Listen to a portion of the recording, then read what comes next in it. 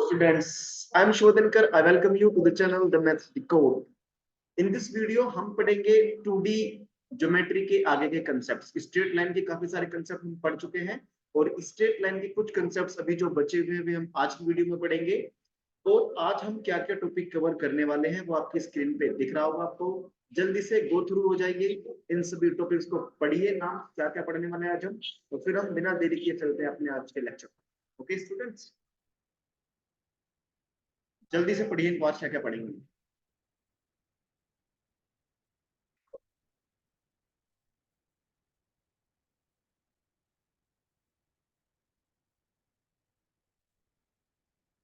चले, I hope कि आपने पढ़ लिया होगा। तो अब हम चलते हैं अपने टॉपिक नंबर 1 पर। What is this?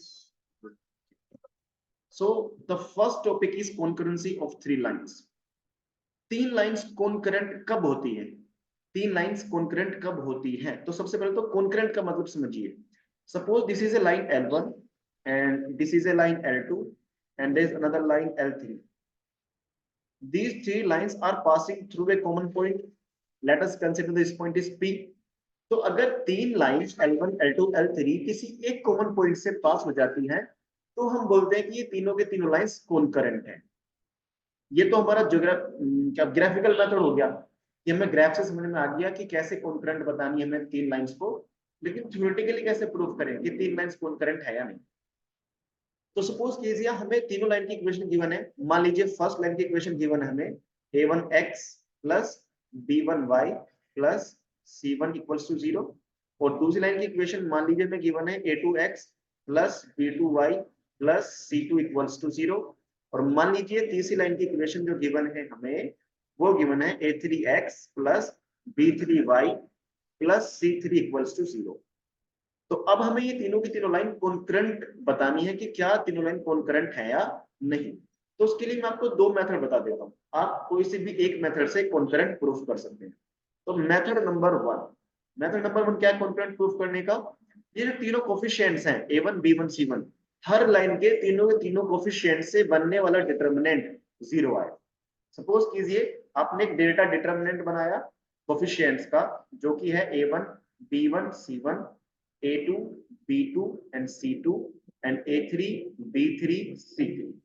अगर इस डिटरमिनेंट की वैल्यू 0 है देन हम बोलेंगे कि ये तीनों की तीनों लाइंस कैसी हैं, कॉन्करेंट।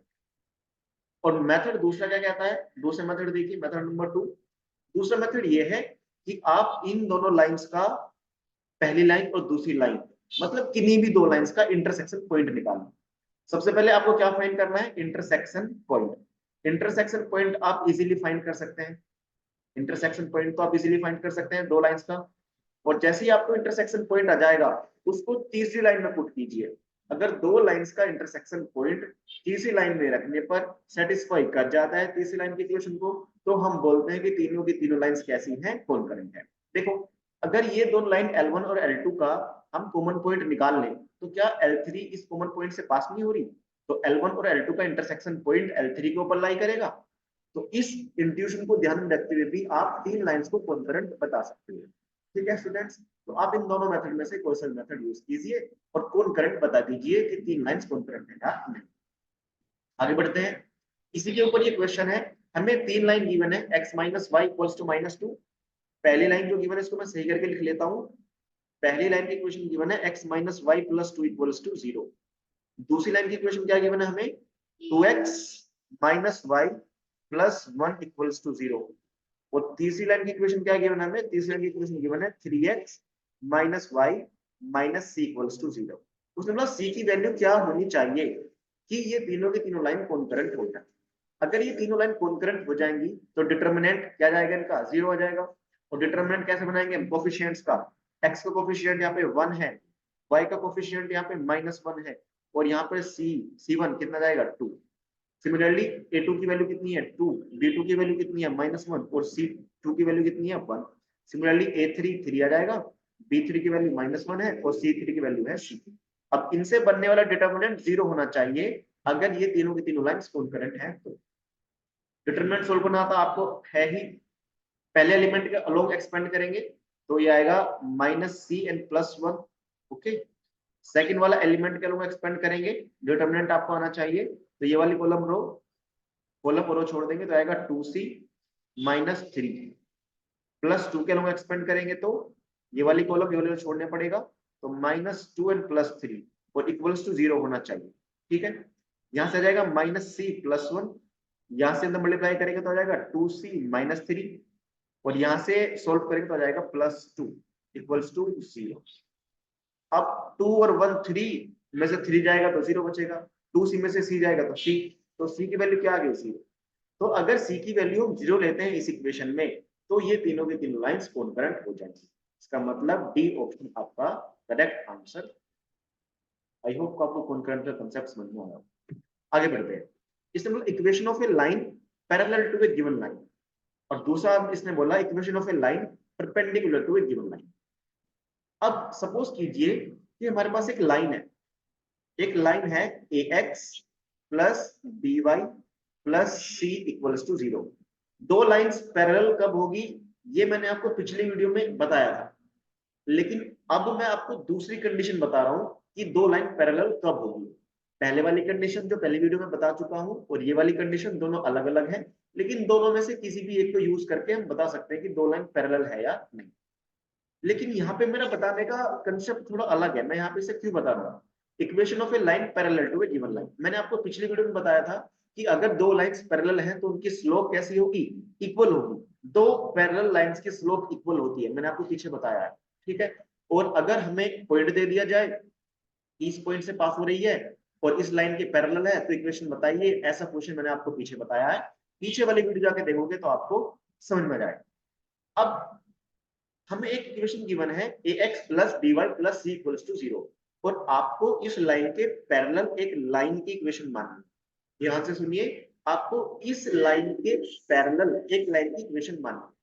तो अगर किसी लाइन पे कोई पैरेलल लाइन की इक्वेशन माननी हो तो कैसे मानेंगे, देखिए ये जो लाइन है इसके पैरेलल लाइन की इक्वेशन आएगी ax plus by plus lambda equals to 0।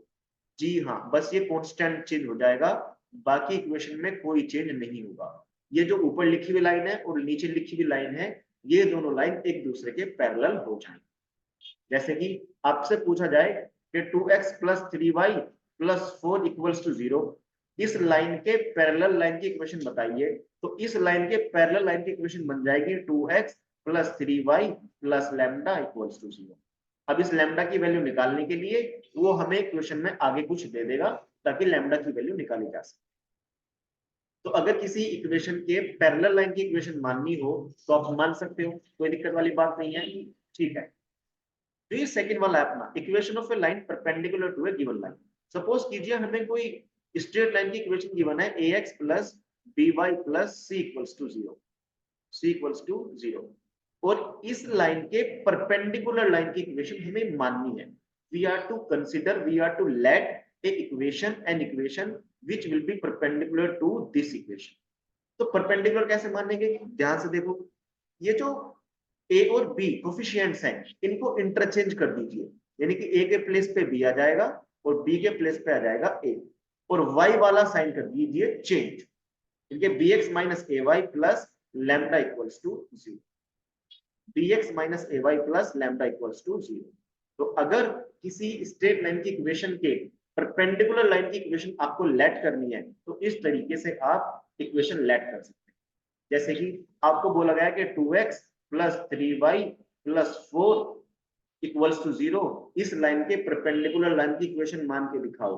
तो आप कैसे करेंगे, ये जो कोफिशिएंट्स हैं 2 और 3 इनको इंटरचेंज करेंगे, मतलब 3x एंड 2y आ जाएगा, साथ ही y का जो भी साइन होगा उसको निगेटिव बदल देंगे, मतलब पॉजिटिव है तो निगेटिव कर देंगे, निगेटिव है तो पॉजिटिव कर देंगे, प्लस में आ जाएगा लैम्डा इक्वल्स टू 0। तो ये जो इक्वेशन मैंने नीचे लिखी है ये इक्वेशन ऊपर वाली लाइन के परपेंडिकुलर हो जाएगी। इस लैम्डा की वैल्यू निकालने के लिए आपको क्वेश्चन में कुछ दिया था, तो आप पैरेलल लाइन की इक्वेशन भी मान सकते हैं, परपेंडिकुलर लाइन की इक्वेशन भी मान सकते हैं। इसके ऊपर क्वेश्चन करते हैं।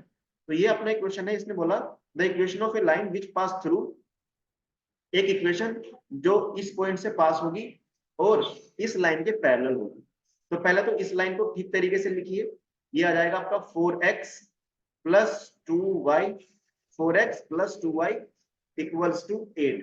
2 इसमें से कॉमन है तो 2 कॉमन ले सकते हैं, आ जाएगा 2x plus y equals to 4, या इसको तीसरे तरीके से मतलब सही तरीके से लिख लो इसको, 2x plus y minus 4 equals to 0। Finally ये अपनी स्ट्रेट लाइन की इक्वेशन बन गई। अब इस स्ट्रेट लाइन के पैरेलल एक लाइन हमें माननी है, तो कैसे मानेंगे? पैरेलल कैसे मानते हैं? सब कुछ सेम रहेगा, बस कांस्टेंट जो सबसे बाद में लिखा होता है वो बदल देगा। तो इस लाइन के पैरेलल लाइन की इक्वेशन ये आ जाएगी, that is 2x plus y plus lambda equals to 0। और उसने बोला कि ये जो लाइन है ये पास हो रही है इस वाले पॉइंट से, और अगर कोई लाइन किसी पॉइंट से पास होती है तो सेटिस्फाई करती है, तो आप सेटिस्फाई करा दीजिए। x की वैल्यू -1 और y की वैल्यू 2/13 यहाँ पर रख दो, तो आ जाएगा -2 plus 2/13 plus lambda equals to 0। तो यहाँ से लैम्डा की वैल्यू निकालो, और लैम्डा की वैल्यू आ जाएगी आपकी 13 2 जा 26, 26 में से 2 जाएगा तो 24, तो लैम्डा की वैल्यू हो जाएगी 24/13। लैम्डा की वैल्यू आ गई 24/13, और अब इस इक्वेशन में रख देंगे तो ये बन जाएगा 22x plus y plus 24/13 equals to 0। इसको कर लेंगे सॉल्व, हो जाएगा 26 plus 13y plus 24 equals to 0। तो ये आ जाएगी आपकी पैरेलल लाइन की इक्वेशन, जो कि इस वाली लाइन के पैरेलल। तो क्वेश्चन कर सकते हैं आप, किसी लाइन के पैरेलल लाइन की इक्वेशन कैसे निकालते हैं? वेरी गुड, अगर समझ में आए तो रिवाइंड कर लीजिएगा। आगे बढ़ते हैं। इसमें मतलब what will be the equation of a line which pass through √2 and √2 and perpendicular to the line. इस लाइन के परपेंडिकुलर है, तो x plus y minus √2 equals to 0। इस लाइन के परपेंडिकुलर लाइन की इक्वेशन हमें बतानी है। तो अगर हमें इस लाइन के परपेंडिकुलर लाइन की इक्वेशन लिखनी हो या माननी हो तो कैसे मानेंगे? ये जो कोफिशिएंट्स हैं, यहाँ पे भी 1 है, यहाँ पे भी 1 है, इनको इंटरचेंज करेंगे तो 1 और 1 को इंटरचेंज करेंगे तो सेम ही आ जाएगा, मतलब x y आ जाएगा। और y का चिन्ह भी चेंज करते हैं, y का चिन्ह यहाँ पे पॉजिटिव है तो नेगेटिव कर देंगे, प्लस लैम्डा इक्वल्स टू 0। ठीक है, ये आ गया आपका।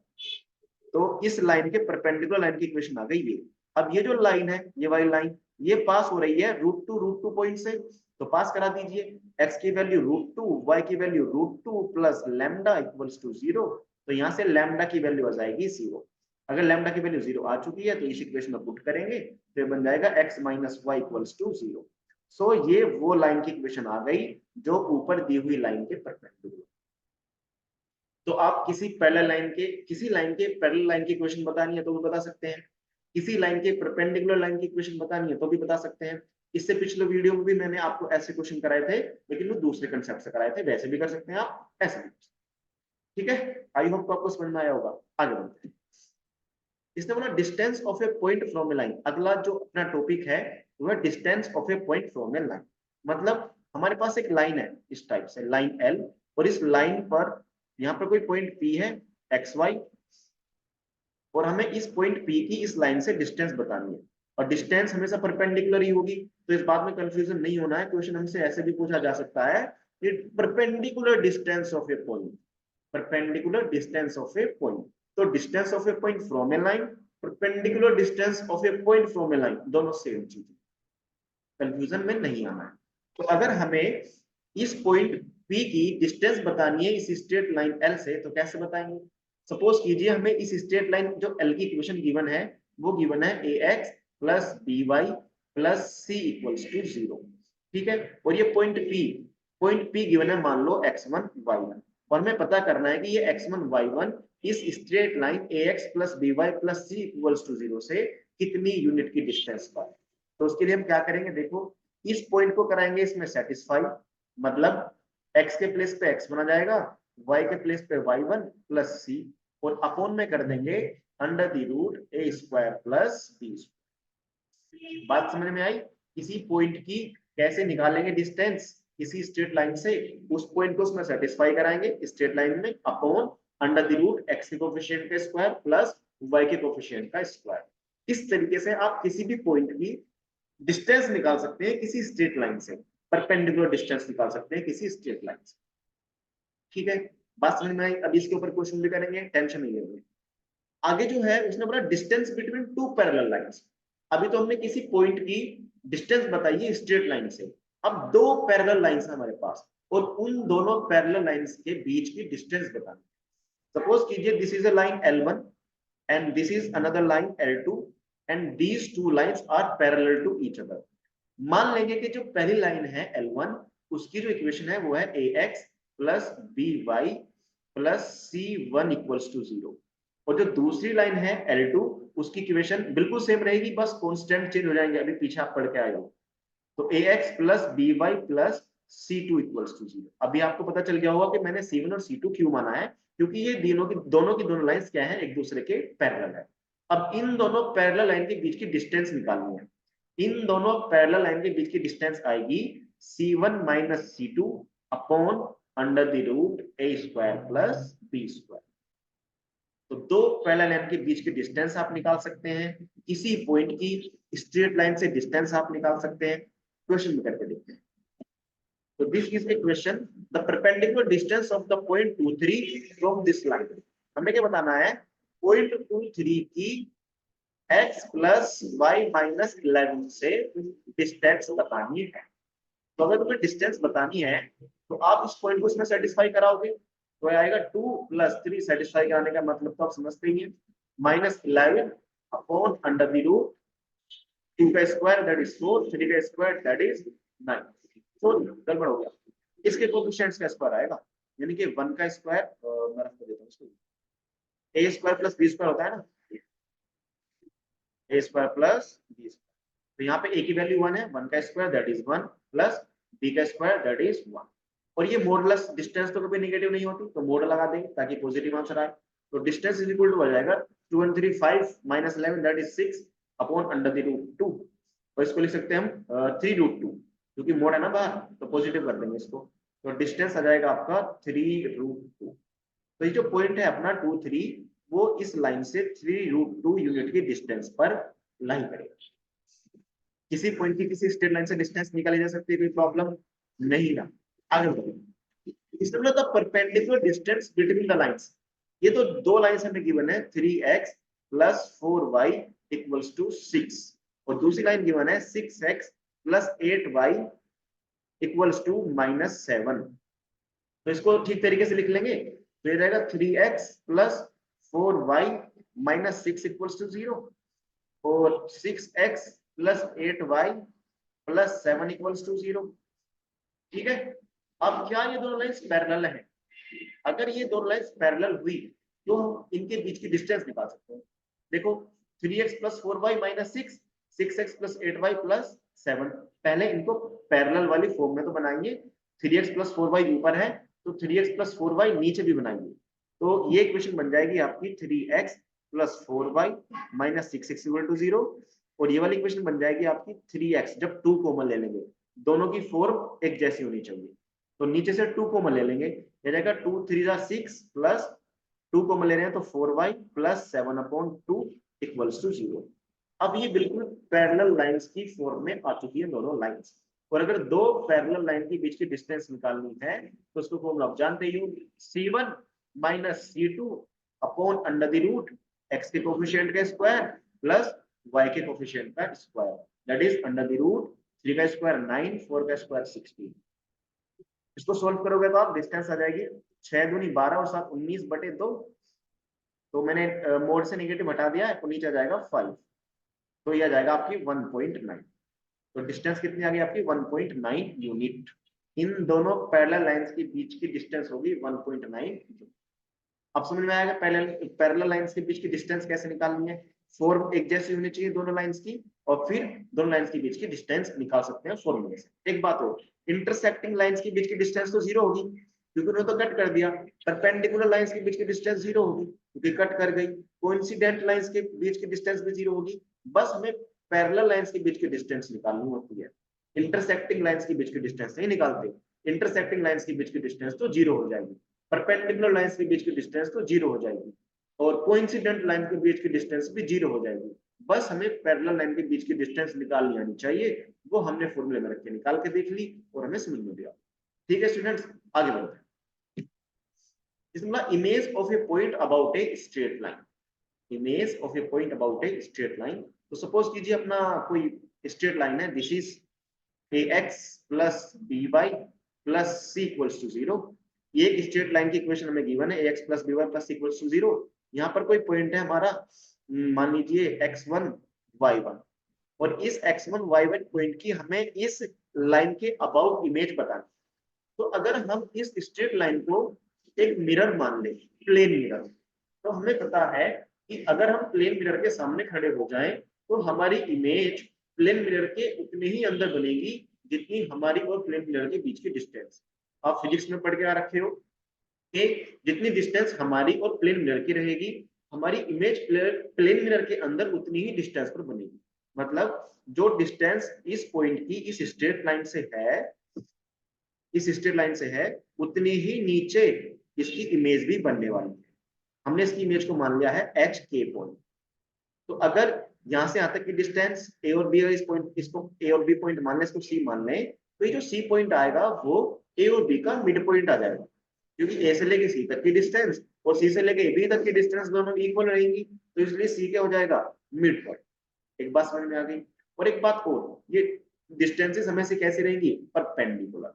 जो ए, जो लाइन ए बी है, लाइन ए बी आपको देखने को मिल रही है इसके अंदर, सॉरी, ये line A B is A X plus B Y plus C is equal to 0 के कैसी है, परपेंडिकुलर। और अगर दो लाइंस एक दूसरे के परपेंडिकुलर हैं तो उनकी स्लोप्स की मल्टीप्लाई माइनस उनके इक्वल होती है। ये दो चीजें हम ध्यान रखेंगे। कौन कौन सी दो चीजें, एक तो सी मिड पॉइंट है, ठीक है, और दूसरी चीज हम क्या ध्यान रखेंगे कि ए बी लाइन इस पर परपेंडिकुलर है तो स्लोप्स की मल्टीप्लाई माइनस उनके इक्वल होगी। इन दोनों इंट्यूशन के अकॉर्डिंग हम इमेज निकाल सकते हैं।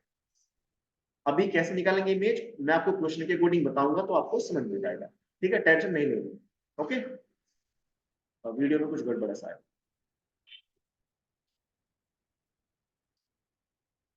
चलिए देखते हैं। तो what is the image of the point in the line, हमें इस इमेज 1 2 की 3x plus 4 minus 1 equals to 0 में इमेज बता। तो ये अपनी एक लाइन हो गई, 3x plus 4y minus 1 equals to 0। और सपोज कीजिए कोई पॉइंट है, पॉइंट हो गया 1,2, और इस पॉइंट 1,2 की हमें इमेज बतानी है। तो ये बात तो हमें अभी भी बताइए आपको कि जितना पॉइंट ऊपर होगा स्ट्रेट लाइन के उतना ही नीचे होगा, और ये आ जाएगा मिड पॉइंट। तो इस मिड पॉइंट को आप निकाल सकते हो। कैसे निकालेंगे मिड पॉइंट, मिड पॉइंट कैसे निकालते हैं, x1 प्लस x2 अपॉन 2, तो 1 plus h upon 2, 1 plus h upon 2, comma y1 plus y2 upon 2 that is 2 plus k upon 2। तो ये आ गया मिड पॉइंट, और ये मिड पॉइंट इस स्ट्रेट लाइन पर लाई कर रहा है तो सेटिस्फाई करेगा। अगर सेटिस्फाई करेगा तो आप सेटिस्फाई की कंडीशन लगा दीजिए, x के प्लेस पे आ जाएगा ये 3 into 1 plus h upon 2 and plus 4 into 2 plus k upon 2। x की वैल्यू y की वैल्यू पुट कर दी, माइनस 1 इक्वल्स टू 0। अब इसको सोल्व करेंगे तो आ जाएगा 3h plus 3 plus 4k plus 8 minus 2 equals to 0। इसको आगे सोल्व करोगे तो ये बन जाएगा 3h प्लस 4k एंड 8 और 3 11 में से 2 जाएंगे, 9 बच जाएगा इक्वल्स टू 0। h और k में एक इक्वेशन आ गई, और अगर दूसरी इक्वेशन भी हमें देखने को मिल गई h और k में, तो फिर हमारा काम बन जाएगा, हम h और k निकाल सकते हैं। मैंने आपको बताया था कि इस लाइन की जो स्लोप है, ये जो लाइन है AB, इस लाइन की स्लोप, एक मिनट कुछ गड़बड़ हो गई है,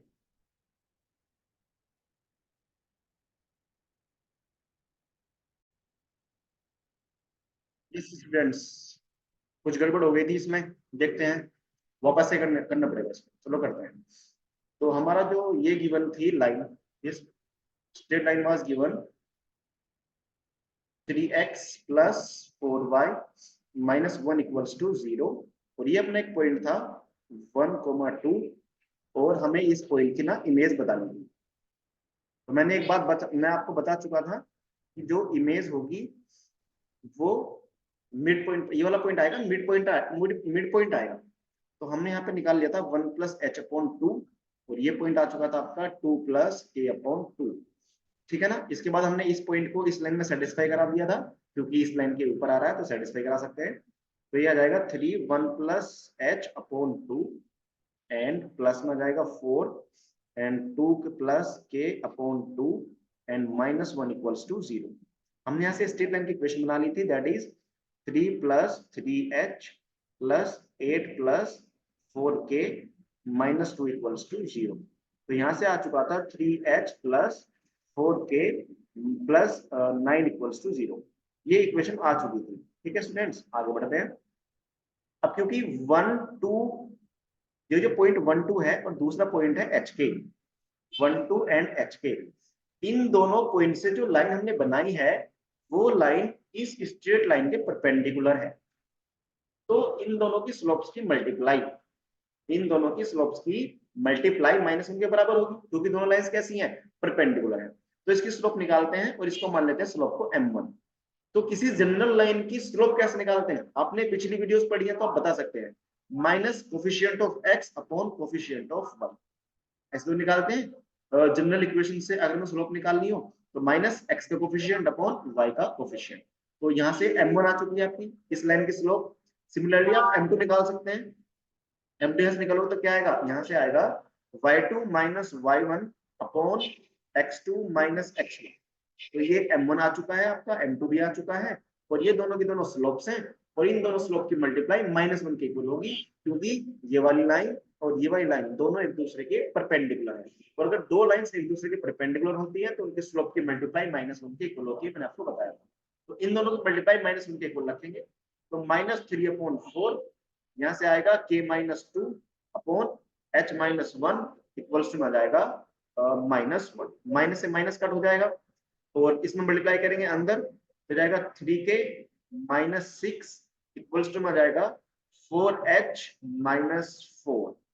ठीक है, तो आ जाएगा 3k -4h, 3k -4h -4 इधर जाएगा तो -k2 इक्वल्स टू 0। h और k में आ चुकी हैं दो इक्वेशंस। अगर h और k में दो इक्वेशंस आ चुकी हैं तो आप इसको आगे सॉल्व कर सकते हैं। इस इक्वेशन को 1 मान लेंगे, इस इक्वेशन को 2 मान लेंगे, दोनों को कर देंगे ऐड। ऐड करोगे तो 4 के से 4 ओहो उल्टा हो गया, तो कोई उल्टा होने से क्या बात है, इनके कोफिशिएंट्स को इक्वल बनाइए। इसमें मल्टीप्लाई करता हूं मैं 3 की, तो ये बन जाएगा 9h + 12k + 27 इक्वल्स टू 0। इसमें मल्टीप्लाई करता हूं मैं 4 की, तो ये आ जाएगा -के 16h + के 12k एंड -8 इक्वल्स टू 0।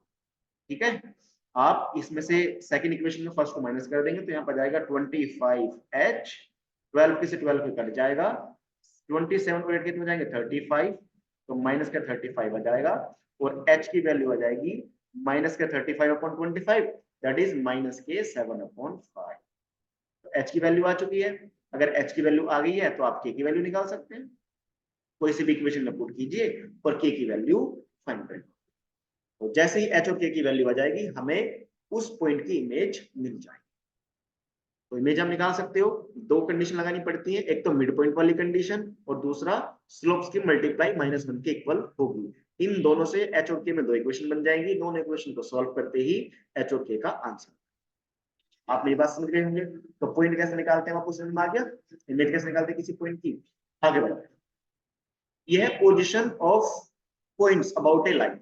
हमें दो पॉइंट गिवन हो गए और हमसे पूछा जाएगा कि ये दोनों पॉइंट स्ट्रेट लाइन की सेम साइड पे लाई करते हैं, स्ट्रेट लाइन के ऊपर लाई करते हैं, या स्ट्रेट लाइन की ऑपोजिट साइड्स में लाई करते हैं।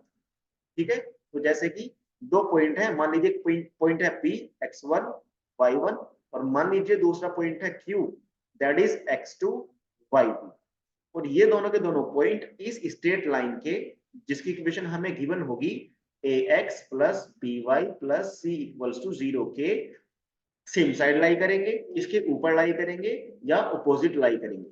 तो हम क्या करेंगे, हम इस स्ट्रेट लाइन में P और Q को रखेंगे, यानी कि इस स्ट्रेट लाइन को देखेंगे, सेटिस्फाई कराएंगे इन पॉइंट से। तो अगर स्ट्रेट लाइन में हमने P रखा, इस स्ट्रेट लाइन की इक्वेशन में पॉइंट P को सेटिस्फाई कराया और हमने वो 0 के इक्वल आ गया, उसके बाद हमने पॉइंट Q को स्ट्रेट लाइन को सेटिस्फाई कराया और वो भी 0 आ गया, तो हम बोलते हैं कि दोनों के दोनों पॉइंट्स P और Q स्ट्रेट लाइन पर लाई करते हैं।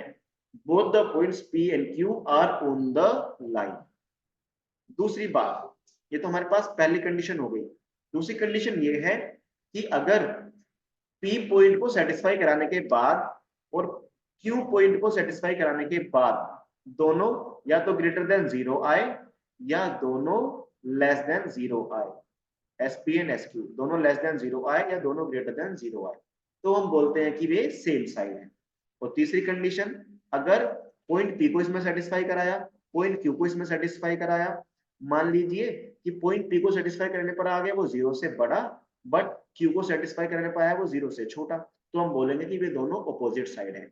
या फिर पॉइंट P को सेटिस्फाई करने पर आ जाए वो लेस देन 0 और पॉइंट Q को सेटिस्फाई करने पर आ जाए लेस देन 0। कहने का मतलब ये है कि अगर पॉइंट सेटिस्फाई कर गए फिर तो ये 0 के इक्वल आ ही जाएगा, उसमें प्रॉब्लम नहीं है। प्रॉब्लम कब होगी कि वे सेम साइड पर लाई कर रहे हैं या अपोजिट साइड पर लाई कर रहे हैं। तो अगर सेम साइड पर लाई करते हैं, if points are same side, then points रखने के बाद दोनों या तो नेगेटिव आएंगे या दोनों पॉजिटिव आएंगे। अगर एक पॉजिटिव एक नेगेटिव आया तो वो अपोजिट साइड पर लाई करेंगे। एग्जाम्पल से समझते हैं, ठीक है स्टूडेंट्स। इसने बोला ये जो दो पॉइंट्स हमें गिवन है 2 -9 एंड -4 -6, वो इस स्ट्रेट लाइन के कहां पर लाई करते हैं, सेम साइड पर लाई करते हैं या अपोजिट साइड्स पर लाई करते हैं या ऑन द लाइन है, या फिर हम बता नहीं सकते। तो जो हमें स्ट्रेट लाइन की इक्वेशन गिवन है वो गिवन है 2x - 3y + 9। ये हमें स्ट्रेट लाइन की इक्वेशन इक्वल टू 0 मत रखो, क्योंकि हमें बस चेक करना है। ये हमारा स्ट्रेट लाइन की इक्वेशन है S। हमें ये वाला पॉइंट रखना है, पॉइंट P मान लीजिए, इसको पॉइंट Q मान लीजिए, तो आपको SP निकालना है। रखिए जरा इसमें पॉइंट x की वैल्यू 2 पुट करेंगे तो ये आएगा 4 - 3, y की वैल्यू पुट करेंगे तो -9, फिर आएगा +9। इसको सॉल्व करेंगे तो 27 और 4 31 और 9 40। तो SP की वैल्यू आई 40, यानी कि ग्रेटर देन 0। ऐसे ही आप इस स्ट्रेट लाइन में Q की वैल्यू रखिए, तो Q की वैल्यू रखेंगे, x की वैल्यू है -4, दैट इज यहाँ जाएगा -8, y की वैल्यू है -6, यह जाएगा +18 और +9। तो इसको सोल्व करोगे तो यह आ जाएगा आपका 19, वो भी क्या है ग्रेटर देन 0। तो दोनों के साइन सेम है, यानी कि SP भी ग्रेटर देन 0, SQ भी ग्रेटर देन 0, मतलब ये दोनों पॉइंट्स इस स्ट्रेट लाइन की सेम साइड पर लाई करेंगे। ऑप्शन ए हो जाएगा हमारा आंसर। मान लीजिए SP2 ग्रेटर देन 0 आ गया, लेकिन SQ लेस देन 0 आ जाता, तो हम बोल देते कि वे पॉइंट्स स्ट्रेट लाइन की अपोजिट साइड्स में लाई करेंगे। और अगर SP इज इक्वल टू 0 आ जाए और SQ भी इज इक्वल टू 0 आ जाए, तो दोनों के दोनों पॉइंट्स लाइन के ऊपर लाई करेंगे। हो सकता है एक पॉइंट लाइन के ऊपर हो, एक पॉइंट अलग आ जाए, ऐसा भी ऑप्शन दिया जा सकता है। ठीक है, तो हमें ध्यान में रखें। आगे बढ़ते हैं, आगे तो है ही नहीं कुछ भी। तो ये हमारा आज का सारे के सारे टॉपिक हमने कवर कर लिए स्ट्रेट लाइन की। एक क्लास और आनी है स्ट्रेट लाइन की, फिर हम स्ट्रेट लाइन को पूरा कवर कर देंगे। 2D ज्योमेट्री के अभी बाकी की चीजें बची हुई हैं, जैसे कि कोनिक सेक्शन। कोनिक सेक्शन की वीडियो भी मैं जल्दी लेकर आऊंगा। और अगर स्टूडेंट्स आपको ये वीडियो समझ में आई है, इससे पहले की वीडियो आपने पढ़ी और वे भी आपको समझ में आई है, सारा कंसेप्ट आपको समझ में आया, तो प्लीज वीडियोस को लाइक जरूर कीजिए, इनको अपने दोस्तों के पास शेयर भी कीजिए ताकि उनको भी हेल्प मिले उनकी प्रिपरेशन में। चैनल को सब्सक्राइब भी कर लीजिए और कमेंट करके भी जरूर बताएं। Students, thank you very much हमारे साथ बने रहने के लिए, एंड जय हिंद।